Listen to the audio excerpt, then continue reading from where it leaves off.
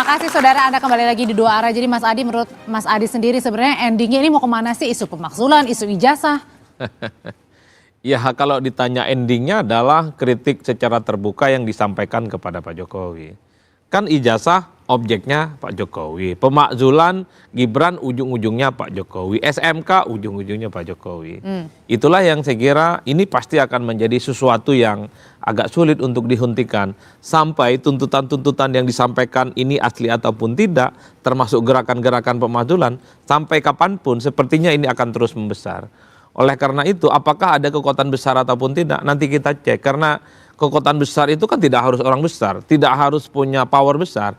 Siapapun yang punya keinginan untuk memberikan serangan dan kritik kepada orang tertentu, seperti Pak Jokowi, bisa juga dia disebut sebagai besar, minimal nyalinya besar. Kan itu yang paling penting sebenarnya yang bisa kita lihat dari semua pemandangan politik per hari ini. Saya kira di situ Audrey kuncinya. Oke, jadi termasuk Mas Roy ini sampai dengan sekarang nyalinya besar banget ya Mas Roy ya? Ya, tapi sebelumnya barusan kita lihat selamat untuk Tom Dembong dan selamat untuk Mas Hasto, ya. Itu bukti bahwa ada niat untuk mengkriminalisasi mereka, akhirnya kalah juga. Dan terima kasih Pak Prabowo sudah melakukan itu. Jadi ini pun juga akan berujung nanti, insya Allah kebenaran akan terbukti dan kita percaya Tuhan Yang Maha Kuasa, Allah Subhanahu Wa Taala di belakang kami, bukan siapa-siapa. Jadi bukan ada siapa-siapa. Enggak, kita terpercaya kepada yang di atas. Tapi Mas Roy sendiri nggak takut kalau Anda tetap berjuang ke depan ini untuk...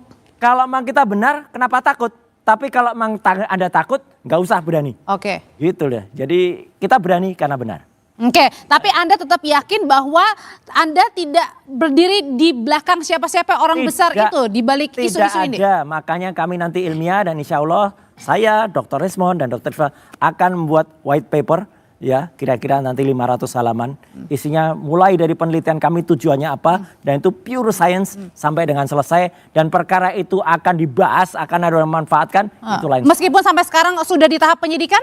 Oh ya, nggak ada masalah, toh nanti itu juga bisa berjalan dan tunggu saja penyidikannya sampai mana. Oke, Bang Silvester, kalau menurut Anda sendiri, apakah Anda juga akan menyebut nih siapa di balik orang besar dari Mas Roy sendiri, yang Mas Roy tadi sudah declare tidak ada siapa-siapa? Ya, biasanya kayak waktu kita lihat waktu tahun 66, 98, akhirnya kan isu-isu itu kan diproklamirkan ya, siapa dalangnya, aliran dananya apa semua. Bahkan dari zaman waktu penggulingan Bung Karno ya, itu CIA akhirnya merilis lah itu yang kita tahu. Dan kemarin juga sebenarnya sudah ada bukti waktu Indonesia gelap itu. Sudah ada aliran dana, sudah ada yang mengalirkan dananya ini ditahan di Kejaksaan Agung sekarang, itu udah clear gitu loh. Jadi kalau umpamanya ini nggak dimanfaatkan orang, ya silakan aja Mas Roy membantah, ya saya pun boleh bicara gitu loh, ya kan? Ini demokrasi gitu loh. Tapi intinya menurut saya, apa yang mengenai pemakzulan itu, 4 faktor yang dikatakan itu sampai sekarang faktor-faktor ini nol. Karena apa? Tidak didasarkan oleh dasar-dasar konstitusi yang benar nih, ya kan? Mulai kelayakan Mas Gibran, nah ini kan nggak benar juga, ya kan? Terus masalah pelanggaran konstitusi, ini pun udah nggak benar, ya kan? Termasuk isu Fufufafa, ini pun nggak benar, karena nggak ada pengadilan yang membuktikan, gitu loh, ya. Jadi ini clear. Terus yang keempat adalah korupsi Pak Jokowi, dan ini kan nggak ada. Itu ijazah Tapi menurut Anda sendiri orang-orangnya ini sama nggak yang kalau kata Bang Fadila satu paket nih. Nah, tadi kan mereka udah konferensi pers. Termasuk Mas Roy nih? Ya satu paket katanya Fadila. Kalau dia bantah ya terserah mereka gitu loh. Saya kan hanya mengucapkan kembali apa kata Fadila. Terus masalah ijazah palsu ini menurut saya sudah game over. Tuduhan ijazah palsunya. Ya kembali lagi. Kenapa? Yang di Barreskrim udah dihentikan, ya kan, gugatan dari atau Dumas dari PPU. Terus yang kedua, gugatan di PN Solo pun sudah ditolak atau NO, ya kan. Tinggal dan bahkan 2 tahun lalu gugatan juga mengenai ijazah palsu itu juga ditolak atau NO juga.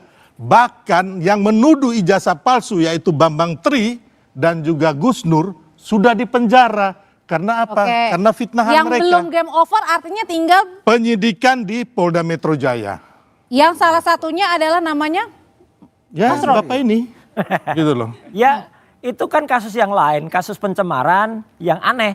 Perkara pokoknya pencemaran dan fitnah itu karena ada tuduhan ijazah. Ijazahnya aja itu harus terbukti dulu. Udah game over Palsu. katanya, Mas Roy. Enggak. Ya, Over kalau kan masalah kata dia. ijazah tuduhan itu Ya, udah toh. selesai. Nanti kita Karena tunggu sampai setelah saat di ini pengadilan dulu. mereka Oke. tidak Tapi kalau bisa dia membuktikan nggak ijazah ada. itu palsu. Iya konyol Ya, ini. Kalau sampai kemudian- saat ini nih per hari ini tidak ada bukti yang menyatakan ijazah itu palsu. Ya nanti Ya, ada. tapi kalau aja. pelaporan Pak Jokowi dan juga relawan dan juga Peradi Bersatu mengenai isu fitnah, pencemaran nama baik, pelanggaran undang-undang ITE, penghasutan, itu sekarang ini udah naik sidik di Polda Metro Jaya. Tinggal menunggu Ini- pengumuman tersangka.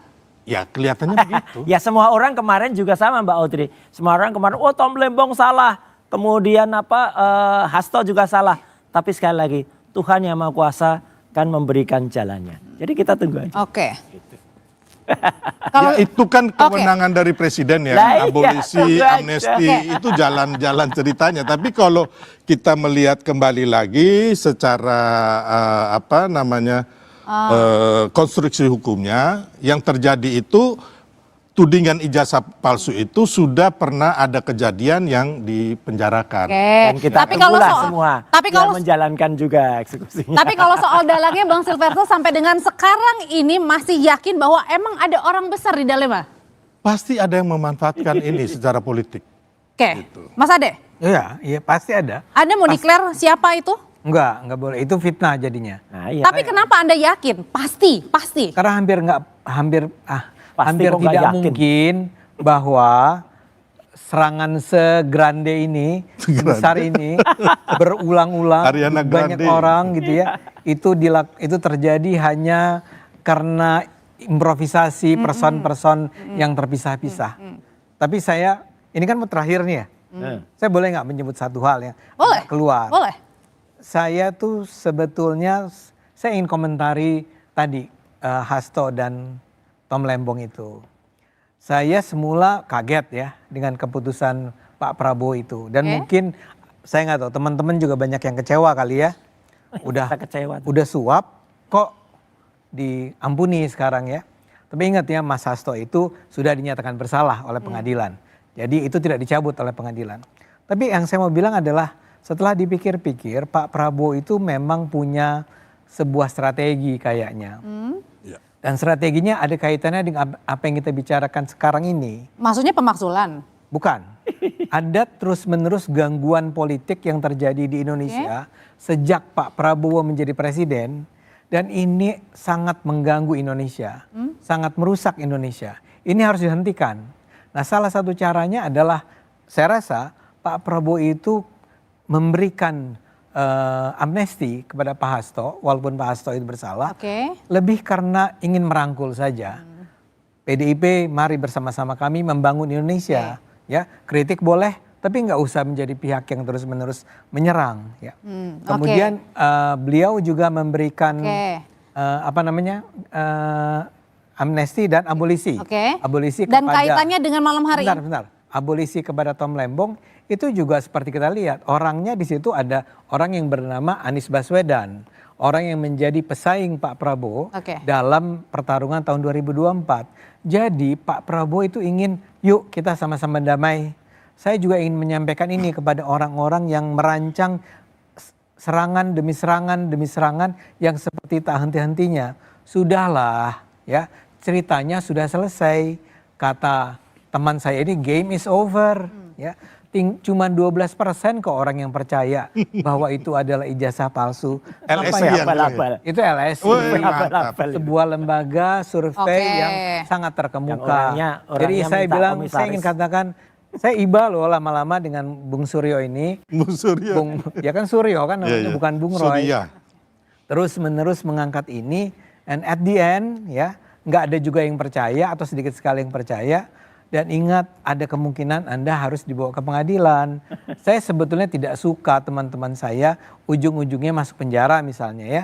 Mudah-mudahan ini tidak terjadi. Barangkali juga Pak Prabowo akan memberikan bukan abolisi amnesti kepada Roy Suryo kalau dia sampai divonis bersalah. Oke.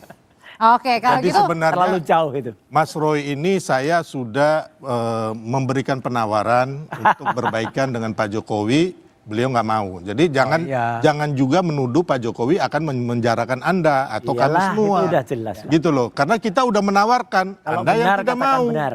Ya. Gitu loh. Kalau tidak katakan dia palsu, Oke. katakan palsu. Oke, kalau gitu terakhir ke Pak Syarif. Jadi penegasan saja Pak Syarif terakhir bahwa Partai Demokrat ini tidak berada di balik narasi pemakzulan dan ijazah Pak Jokowi.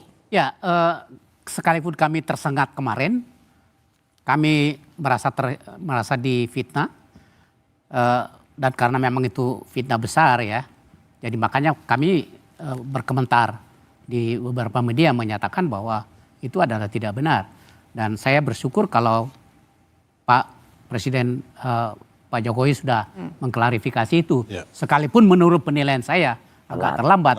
Karena di sela-sela keterlambatan itu, teman-teman pendukung Pak Jokowi ada yang mengelaborasi bahwa seakan-akan Partai Demokrat. Nah, itu. Ya, nah itu harapan kami jangan terulang lagi.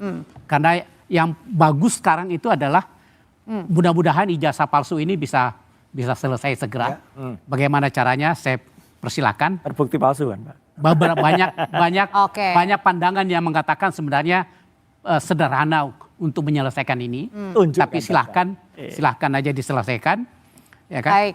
Dan yang kedua tentang pemaksulan, saya pikir kita serahkan kepada konstitusi, DPR. Oke. ya konstitusi, biarkan DPR yang membahasnya. Kalau gitu? Dan yang penting sekarang menurut hemat saya adalah lebih bagus kita konsolidasi, Oke. kita bersatu membangun dan mendukung program-program Presiden Prabowo sehingga rakyat kita itu bisa sejahtera. Oke, Ya jadi kan? terakhir kalau gitu Pak Syarif singkat saja, jadikah Mas Ibas ini mempertimbangkan Demokrat akan menempuh jalur hukum? Singkat aja Pak Syarif. Ya, kalau memang itu tidak ada klarifikasi, saya pikir itu kita akan menempuh jalan Artinya hukum. terakhir masih butuh klarifikasi lagi ya? Saya pikir kalau ini adalah representasi dari tadi Pak Jokowi sudah mengatakan Baik. demikian, Baik. ya secara eksplisit. Dan teman-teman dari pendukung Pak Jokowi kalau sudah mengatakan bahwa Partai Demokrat mohon maaf lah ya kepada Partai Demokrat, ya kan kalau ada Gentle persepsi itu. demikian, kami memiliki persepsi demikian, Baik. ya tentu kami menghargai. Oke. Jadi Tapi ingat, Partai Demokrat Baik. sudah beberapa kali dibegal, Ya. sudah pernah difitnah, kami bisa memaafkan, tapi ingat, kami tidak akan melupakan. Oke, baik. Forgotten. Terima kasih Bapak-Bapak semuanya. Selamat malam. Kita jumpa lagi pekan depan di Dua Arah. Saya Audrey Chandra pamit. Selamat malam. Mas Roy, terima kasih.